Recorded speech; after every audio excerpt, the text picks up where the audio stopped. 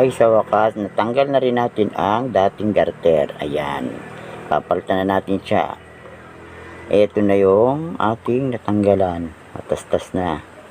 O ngayon, ayan. Tapos na natin tastasin. Ngayon, kukuha naman tayo ng garter. Ito sinukat ko na kanina. Oo. Ayan. Tatahiin lang natin pagdudugtungin. Ang garter na ito, kailangan pagdugtungin natin. Ayan.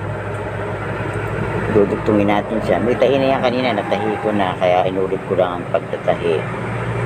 Kaya pagdugtungin natin yung garter na yan, ang ating ipapalit sa inalis natin garter. Kukunin natin na. Ngayon ay ating yan, dugtong na. Ngayon kunin natin ang center ng garter para dyan natin ilalagay sa pinaka back center. Ayan, tutupiin natin yan para magkaroon kayo ng pinaka center niyan at saka sa tagiliran. Ayan, tutupiin natin para magkaroon ng palatandaan tayo kung alin ang ating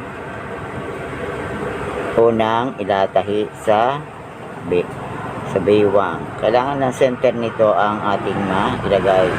Kaya lalagyan natin ng marking yan ng center. Yan ang pinaka marking nya.